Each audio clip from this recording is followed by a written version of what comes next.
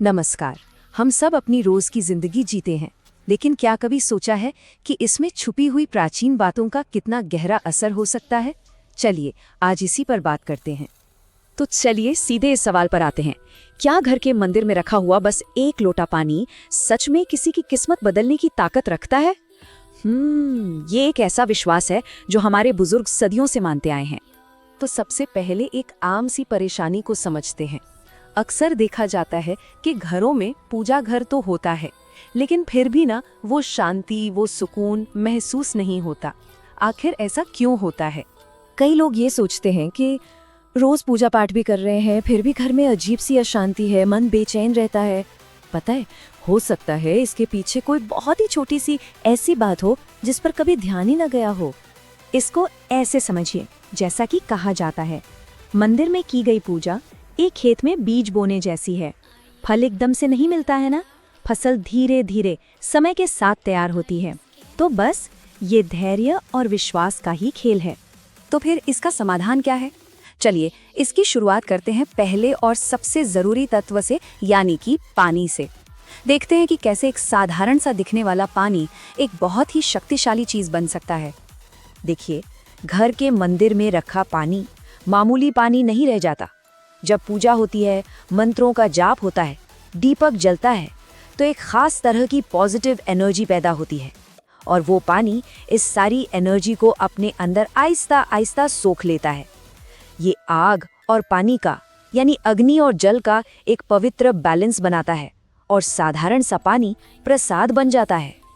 और हाँ, यहाँ एक बहुत ही दिलचस्प बात है।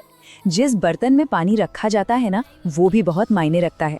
माना जाता है कि तांबा या पीतल जैसे जो सेक्रेड मेटल्स हैं, वो पानी की पॉजिटिविटी को बरकरार रखते हैं।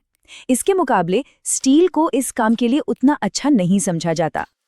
तो अब सवाल उठता है कि इस पवित्र जल का करना क्या है? इसके 3 बहुत ही खास उपयोग हैं। पहला, सुबह सुबह इससे पूरे घर में छिड़कने से कहते हैं नेगेटिविटी कम होती है। दूसरा, इस पानी को पौधों को, खासकर तुलसी जी के पौधे को देने से आशीर्वाद घर में फैलता है। और तीसरा, इसका थोड़ा सा अंश प्रसाद के रूप में ग्रहण करने से वो पॉजिटिव एनर्जी हमारे अंदर चली जाती है। लेकिन कुछ बातों का ध्यान रखना बहुत जरूरी है। जैसे पूजा के बाद पानी के बर्तन को हमेशा ढककर रखें ताकि उसकी शुद्धता बनी रहे।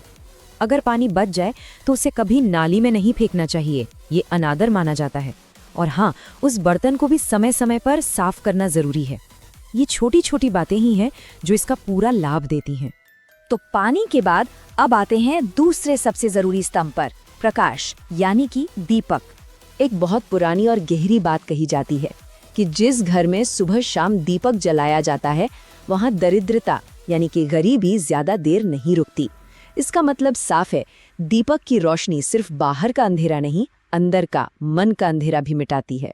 सोचिए, दीपक सिर्फ रोशनी करने वाली चीज नहीं है, ये एक सिंबल है, एक प्रतीक है नेगेटिविटी, अज्ञान और दुख को दूर भगाने का।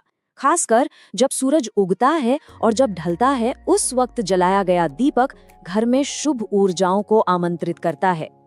और पता है दीपक में क्या इस्तेमाल हो रहा है, इससे भी फर्क पड़ता है।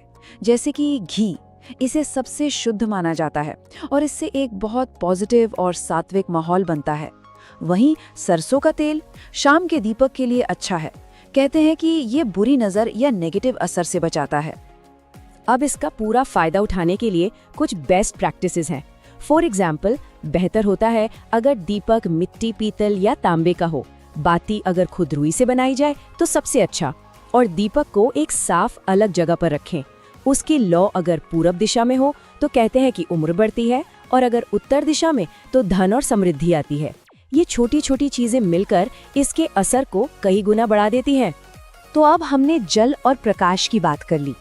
चलिए अब उस आखिरी तत्व पर चलते हैं जो इस पवित्र माहौल को पूरा करता है, और वो है ध्वनि, यानी कि आवाज। मंदिर की घंटी की आवाज, माना जाता है कि इसकी गूंज से न सिर्फ आसपास का वातावरण शुद्ध होता है और नेगेटिव एनर्जी दूर होती है, बल्कि इसका एक और बहुत गहरा काम है। ये हमारे भटकते हुए मन को दुनिया की चिंताओं से खींचकर उस एक पल पूजा के क्षण में ले आती है। ये एक तरह का अनाउंसमेंट है कि अब सारा ध्यान सिर्फ ईश्वर की तरफ।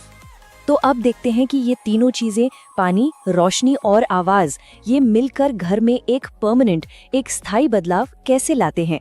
तो इस पूरी चर्चा का सार क्या है? ये 3 बहुत ही सरल लेकिन उतने ही शक्तिशाली साधन हैं। 1. पवित्र जल, जो पॉजिटिव एनर्जी का स्टोर हाउस है। 2. दिव्य दीपक, जो हर तरह के अंधेरे के खिलाफ एक मशाल है। और 3. पवित्र घंटी, जिसकी आवाज मन को साफ और फोकस्ड करती है। लेकिन हाँ, एक बात हमेशा याद रखने वाली है कि ये बदलाव रातों रात नहीं आता। वही खेत में बीज वाली बात, इसे समय लगता है। जब इन छोटे छोटे लेकिन नियत से किए गए कामों को लगातार किया जाता है, तब धीरे धीरे घर का माहौल और परिवार की खुशहाली में फर्क दिखना शुरू होता है। तो इस चर्चा के अंत में बस एक सवाल के साथ छोड़ जाते हैं। ये जो छोटी छोटी आदतें हैं, क्या ये सिर्फ पुरानी परंपराएं हैं या फिर लाइफ को बैलेंस करने का एक बहुत ही गहरा साइंस? इस पर सोचिएगा जरूर।